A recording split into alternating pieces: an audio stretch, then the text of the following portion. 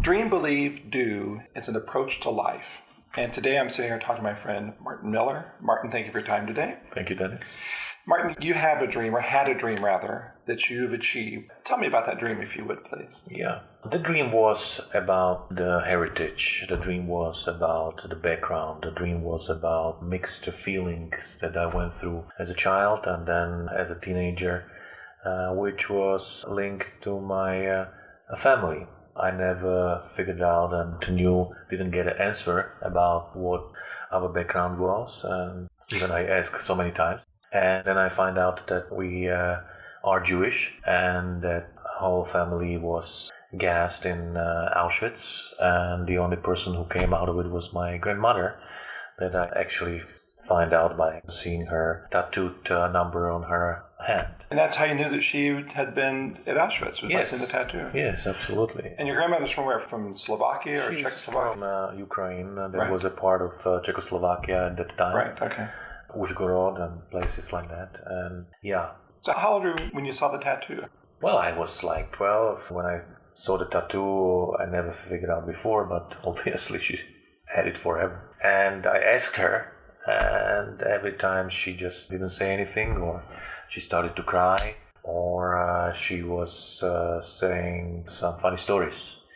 So I was trying to search, and then I find out that somebody from the family that still was living in Ukraine at that time, Soviet Union, in 1990, which was a very far family, all of a sudden they emigrated to Israel, and they became Israeli citizens. And then I thought, is this possible?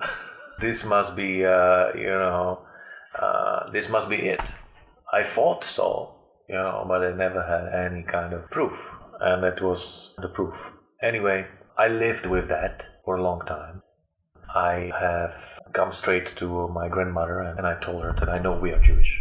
And she couldn't hide it and conceal it anymore. And she said, yes, we are Jewish, but don't tell anyone.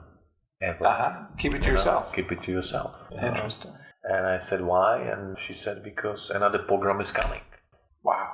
So I was in an inner conflict to talk about it, and one day asked me about my religion to say Jew or to conceal it all the time. And so I was kind of practicing with my family, with my mother and my brother.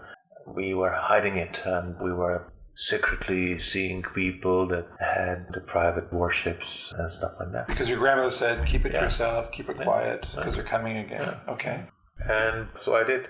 As the time went, I was kind of very private about it. And when I got married, then even more about my child, I thought that we will reveal and we will talk openly that we are Jewish, then we can be beaten and we can be persecuted or whatsoever, seeing what went on still in Czechoslovakia after the Iron Curtain fell down, which was that people are still in this part of the world are anti-Semitic and anti-Gypsy and whatever. Right. Yeah.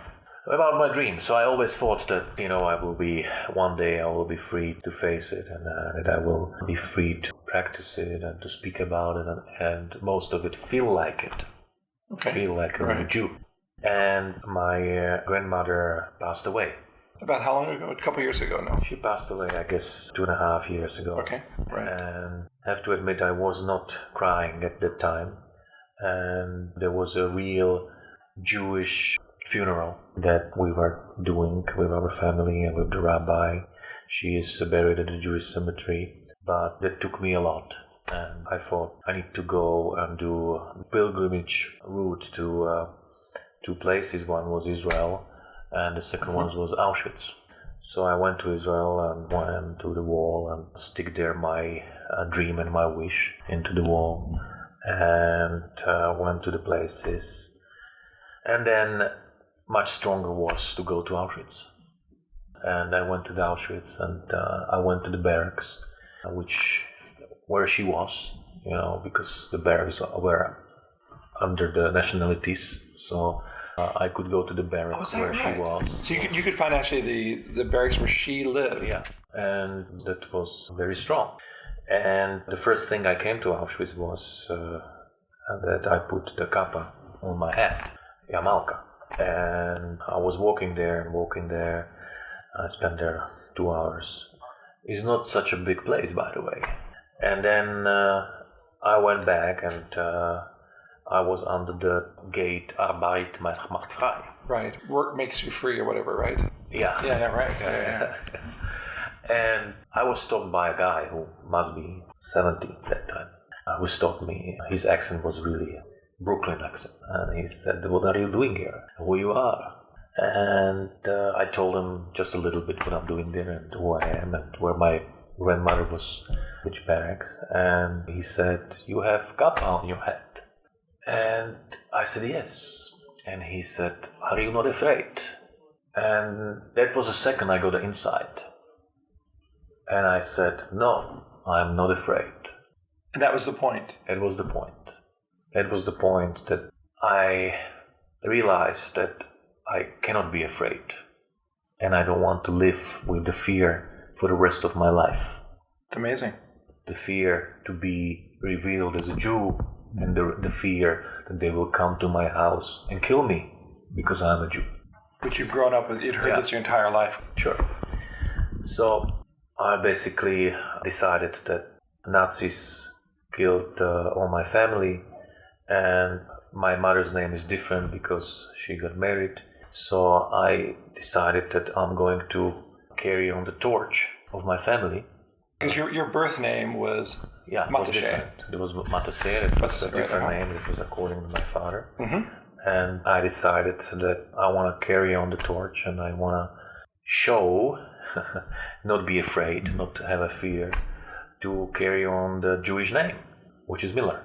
And I decided in my 40 years of age to change my birth name, and so I did. Was it just you, or you have a brother and you have kids and your wife? First of all, I spoke to my wife about it, and I told her the whole story. And she didn't hesitate a second. And she said that she will carry on the name with me. And she changed the name also to Miller. And she didn't hesitate a second, and she agreed that I would change the names of our kids. So all our kids have a Jewish name: Aaron, Doron, Zara, Zoe, Miller. So that's my family, and my brother, I spoke to him as well. It didn't take him longer than 30 seconds. Wow. And he's done the same thing with his whole family. That's amazing.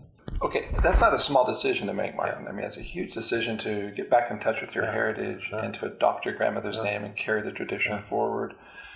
What was a big obstacle that you encountered, or some obstacles you ran into in trying to live this dream? The main obstacle was the fear. And if I was able to determine that the obstacle wasn't fear, if I was able to determine and diagnose myself that what I'm afraid of and why am I afraid of that, then I was able to diminish this obstacle to a zero. I'm not talking about the technical obstacles, such as I had to take my case to the court for a court decision. Right. I didn't doubt a second about it. I'm gonna be successful in the court proceeding. I didn't think much about the technical obstacles like the announcement and changing all my documents. Of course, every everything. documents of my children and the family. That was comparing to the main obstacle of just... the fear. How did you overcome the fear? I mean, what did it take for you to break through that? I believe that I will be fine. I believe that with the God's help, save myself if that gonna happen. Still, I believe that it's not gonna happen, and I believe in a positive future, which means that I completely change my approach and my thinking. It's beautiful. Yeah, it is. It's really something that most of the people are dreaming of. I dreamt about it a lot. It is to free myself and to be a free person in the world. That's great. So this is, I would say, the main stuff. So just two more quick questions for you. One is, Any key lessons that have come out of this from your standpoint? Any big learnings that you found in the process of realizing your dream? The big key lesson is as follows. We are going through the inner conflicts through all our lives. We are in the inner conflict with a lot of important stuff. When we feel ambivalent, we feel we don't know. And the key lesson is worth to sort out the inner conflict and to go either way, one or another, but either way. And I would use the well-known words. If you think you can, you can. If you think you cannot, you cannot. Both is right. That's right. Yeah. Very true. Very true. And finally, any advice you give to people that are trying to realize their dreams? Any words of advice you'd like to share with them? I would like to share with you that you should talk about your inner dreams and about your dreams with the people that you trust and with the people that you love.